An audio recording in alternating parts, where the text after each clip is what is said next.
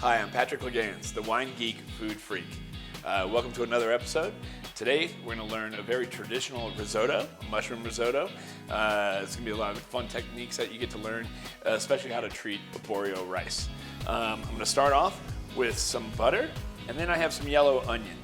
I like to do onions and mushrooms usually on like a medium temperature because you want to sweat them out. You want them to turn into like window panes for the onions, and then on the mushrooms, you want to, over time, they'll leach out their interior juices. That's one of the reasons why you don't want to add them until a little later. If you were to add them now at the beginning process, you would wind up putting too much water liquid, and you would stop the butter from being blonde properly.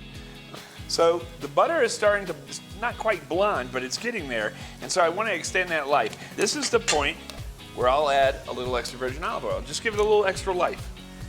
So we're using arborio rice. That's from the town of Arborio in the Po Valley in Italy. It is a high starch rice. I'm going to break open these husks right now by toasting them a little bit before I add our mushrooms. This is a very active process, this risotto. It's not something you put all the stock in and then you just wait and reduce. You want to just continually add warm stock, constantly, just to cover the top of the risotto, of the rice, because you want this high starch rice, the kernels themselves, to rub against each other. It breaks off more starch. This will have no more butter than what I put into it in the beginning, barely any. And watch how creamy this is gonna be. And it's because of the process that we do, so it's super important. I'm gonna add some mushrooms right now. I have oysters and baby boletes. Stir this in there. I'm gonna add that salt just so I can start breaking them down a little bit.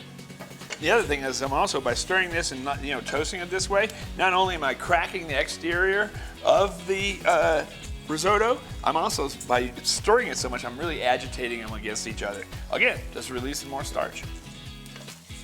All right, I'm to a point where I think I can add my stock. I'm just gonna add it to where it's just above the top of the risotto, okay? And then I'm gonna constantly add it and stir it as I go. The more I stir it, the more creamy it will get. What we're gonna go for here is we want it just talking to you, which just means a bubble every few seconds. Bloop. It's been about 15 minutes since you last saw this, and I've been adding that hot stock. I'm gonna add that Parmesan cheese right now. We're gonna save a little bit for the end. So you wanna be pretty aggressive at this point in time. This is gonna thicken this up really quick, and if you're not really active, it could stick to the bottom of the pan. And then once that flavor's in there, you're not gonna get it out. And you can see how creamy does this look with no additional butter. One tiny pat of butter at the very beginning.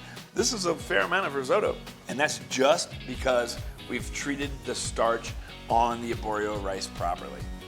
It's so creamy, it's just amazing that it doesn't have any additional butter in there. I'm gonna place that right there. I'm gonna put a little Parmesan cheese over the top. I'm gonna take a little bit of that flat leaf parsley, just sprinkle for some color. And that, my friends, is world-class mushroom risotto.